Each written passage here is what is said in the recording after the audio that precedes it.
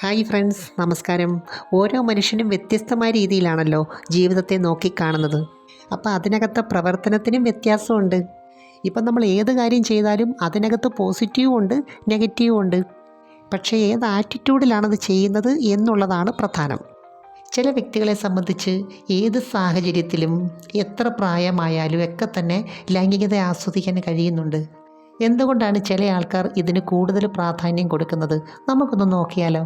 അതിനു മുമ്പ് ഈ ചാനൽ ആദ്യമായിട്ട് കാണുവാണെങ്കിൽ ഒന്ന് ലൈക്ക് ചെയ്യണം, സബ്സ്ക്രൈബ് ചെയ്യണം, ഷെയർ ചെയ്യണം കേട്ടോ. ഒരു വ്യക്തിയെ സംബന്ധിച്ച് അവരുടെ ജീവിതത്തിൽ പലതരത്തിലുള്ള എക്സ്പീരിയൻസ് ഉണ്ട്. അത് പോസിറ്റീവായിട്ടുള്ളതും ഉണ്ട്, നെഗറ്റീവായിട്ടുള്ളതും ഉണ്ട്. അപ്പം നമ്മൾ എന്ത് പ്രവൃത്തി ചെയ്താലും ബ്രെയിനിൽ ഇത് റെക്കോർഡാണ്. ആ സമയത്തുള്ള ഫീലിങ്സ്, വികാര വിചാരങ്ങൾ, ഈവൻ ഏത് ഹോർമോണാണ് ആ സമയത്ത് പ്രൊഡ്യൂസ് ചെയ്യുന്നത് പോലും ശരീരം തിരിച്ചറിയുന്നുണ്ട്. സന്തോഷകരമായിട്ടുള്ള കാര്യമാണെങ്കിലും ടെൻഷനുള്ള കാര്യമാണെങ്കിലും അല്ലെങ്കിൽ നല്ല ത്രില്ലുള്ള രസകരമായ കാര്യമാണെങ്കിലും ഒക്കെ തന്നെ ബ്രെയിൻ അത് സൂക്ഷിക്കുന്നുണ്ട്. ഇപ്പോൾ ഒരു വ്യക്തിയെ സംബന്ധിച്ച് അത് സ്ത്രീ ആണെങ്കിലും പുരുഷനാണെങ്കിലും ലൈംഗികതയിൽ ഏത് തരത്തിലുള്ള എക്സ്പീരിയൻസാണ് അവർക്ക് കിട്ടിയിരിക്കുന്നത് അല്ലെങ്കിൽ കിട്ടുന്നത്, അതുമായിട്ട് ബന്ധപ്പെട്ട ഒരു ഹാബിറ്റ് അവിടെ ഫോം ചെയ്യുന്നുണ്ട്. അപ്പോൾ സ്വാഭാവികമായിട്ടും ആ വ്യക്തിയുടെ സാഹചര്യം എത്ര മാറിയാലും ഇതുമായിട്ട് ബന്ധപ്പെട്ട അനുഭവങ്ങളൊക്കെ അവരുടെ മനസ്സിൽ കിടപ്പുണ്ട്. ഇപ്പോൾ ഒരു സ്ത്രീയെ സംബന്ധിച്ച് അവരുടെ ഏതെങ്കിലും ഒരു സ്വഭാവ രീതി പോസിറ്റീവായിട്ടുള്ള ഒരു ആനന്ദം ഉണ്ടാക്കി കൊടുത്തിട്ടുണ്ടെങ്കിൽ, മാത്രമല്ല മനസ്സിൻ്റെ വൈകാരിക തലത്തിൽ അത് റെക്കോർഡ് ചെയ്തിട്ടുണ്ടെങ്കിൽ തീർച്ചയായിട്ടും അത് ഹാബിറ്റായിട്ട് മാറും. അപ്പം വീണ്ടും അതുമായിട്ട് ബന്ധപ്പെട്ട കാര്യങ്ങൾ എക്സ്പീരിയൻസ് ചെയ്യാൻ സബ് കോൺഷ്യസ് മൈൻഡ് ഇങ്ങനെ പ്രേരിപ്പിച്ചുകൊണ്ടേയിരിക്കും. എന്നാൽ ഇതിന് മറ്റൊരു വശമുണ്ട്. ഇതിൽ നിന്ന് കിട്ടിയിരിക്കുന്ന എക്സ്പീരിയൻസ് നെഗറ്റീവ് ആണെങ്കിലോ, നമുക്ക് വല്ലാത്ത ഉത്കണ്ഠയും ടെൻഷനുമാണ് തന്നിരിക്കുന്നതെങ്കിലോ, അത് മാക്സിമം ചെയ്യാതിരിക്കാൻ മനസ്സ് പ്രേരിപ്പിച്ചുകൊണ്ടിരിക്കും. അതിപ്പോൾ ഏത് കാര്യമായാലും അങ്ങനെ തന്നെയാണ്.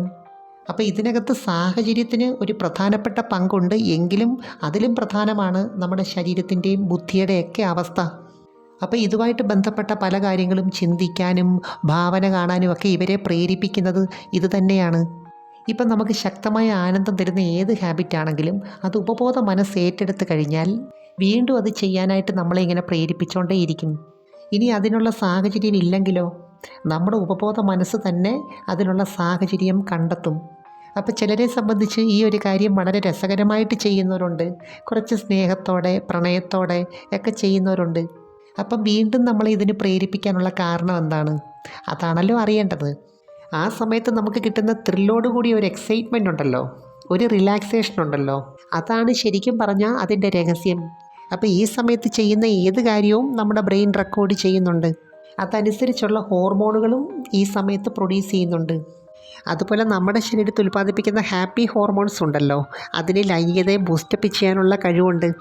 അപ്പോൾ ഇതിനകത്തുള്ളൊരു രസം എന്താണ്? നമ്മളിപ്പോൾ ഒരു കാര്യം സാധാരണ പോലെ ചെയ്യുമ്പോൾ അതിനകത്ത് പ്രത്യേക വലിയ ആകാംക്ഷയൊന്നുമില്ല. എന്നാൽ കുറച്ച് വ്യത്യസ്തമായ രീതിയിൽ ചെയ്യുന്നവരെ സംബന്ധിച്ച് താല്പര്യം കൂടുതലായിരിക്കും.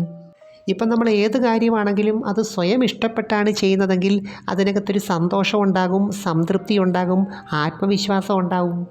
എനിവേ, നമുക്ക് മറ്റൊരു വീഡിയോയുമായി വീണ്ടും കാണാം. അപ്പോൾ ചാനൽ സബ്സ്ക്രൈബ് ചെയ്യാൻ മറക്കരുത്, ലൈക്ക് ചെയ്യണം, അയക്കാൻ പറ്റുന്ന കൂട്ടുകാർക്കൊന്ന് അയച്ചു കൊടുക്കണം കേട്ടോ. Thanks for watching. See you next time. By.